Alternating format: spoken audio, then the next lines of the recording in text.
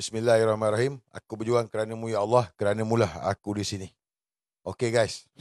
Sorry, lewat sikit. But ini poin-poin penting lah yang saya rasa saya terpanggil lah untuk sampaikan. Sebab tadi kita buka VC dalam Telegram Team Malabot. Ni pun ramai daripada Team Malabot yang dah join, dah masuk dah. Mungkin dah habis VC, saya tak tahu. Mungkin dah habis VC lah. Jadi kita VC dalam Telegram Team Malabot. Okay. Ini berkenaan dengan beberapa topik penting lah yang saya rasa rakyat perlu tahulah. Anwar Ibrahim ni bapak rasuah guys. Kau setuju tak? Anwar Ibrahim ni bapak rasuah. Mesti tanya korang, kau setuju tak? Mungkin sebelum ni korang tak nampak. Mungkin sebelum ni kau rasa macam Anwar clean. Ada yang kata dia ni bersih. Sekarang kau dah setuju, dah nampak dah. Saya teringat kawan saya lah waktu pergi camping dengan dia.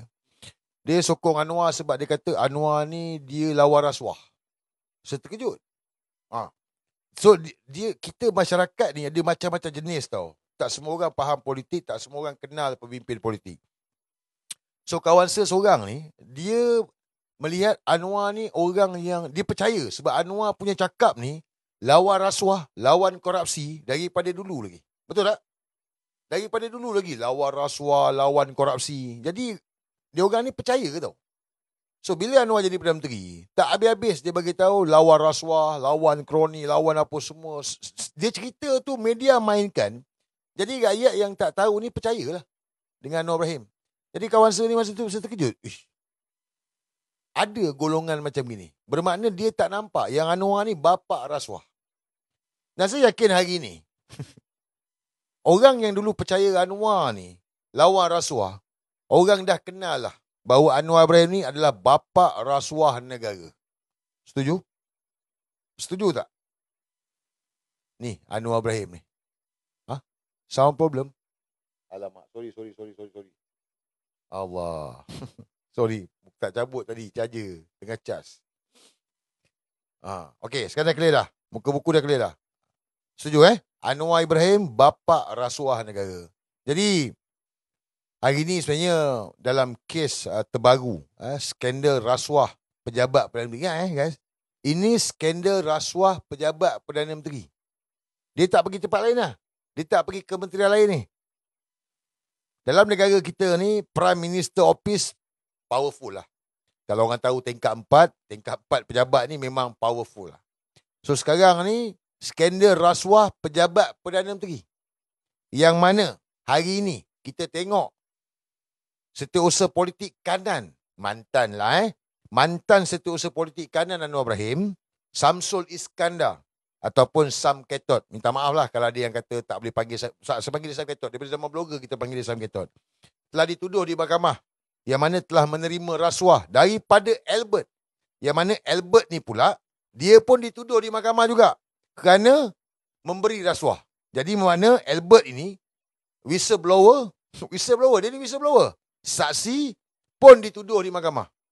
Ini pun memang pelik lah. Memang luar tabi'i lah. Sebab Azam Belen ni Azam Belen kot. Kena agak apa dengan Azam Belen buat pinggan sebelah ni. Sepatutnya whistleblower ni dilindungi. Tetapi kali ni whistleblower pun kena tuduh juga. But tak apa.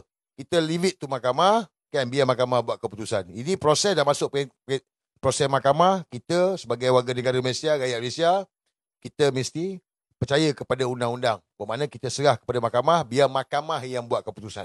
Okay. Cuma apa yang saya nak ceritakan, Anwar Ibrahim nak lagi mana ni? Anwar Ibrahim sekarang ni, dia nak lagi mana? Sebab skandal rasuah ini, tak boleh elak dah ni.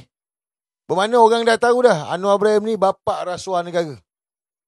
Dan hari ni, saya nak bagi tahu korang boleh tengok timeline oleh kerana nak menutup malu, kita cerita tutup malu ni, nak menutup malunya Anwar Ibrahim, guys, hari ni dua-dua dituduh.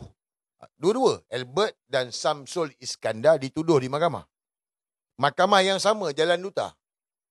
Tetapi, ini pernah berlaku pada saya dulu. Samsul Iskandar diberi jamin pada pukul 12.45 tengah hari. 12.45, Samsul Iskandar keluar daripada lokap kerana dah dijamin. Jadi dia boleh buat sidang media penuh dengan wartawan. Penuh wartawan ni. Kita boleh tengok. Albert pukul apa? Albert pukul 2.45 petang. Albert pukul 2.45 petang, Samsul Iskandar pukul 12.45. Kenapa jadi macam itu? Kerana mereka tak nak Albert keluar pukul 12 lebih ataupun pukul 1 sebelum waktu rehat untuk Albert buat sidang media.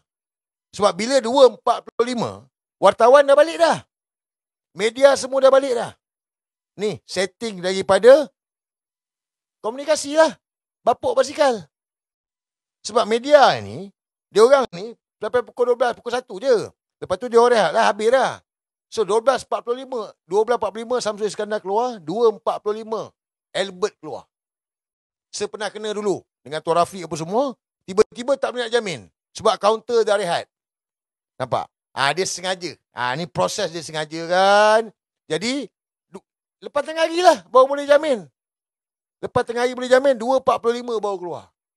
Dan kita boleh tengok sidang media Albert hari ni, tak banyak media kan. Jangan percaya saya cakap, boleh pergi tengok sidang media Samsul Iskandar dengan sidang media Albert. Kau orang boleh tengok jauh beza wartawan yang ada tu.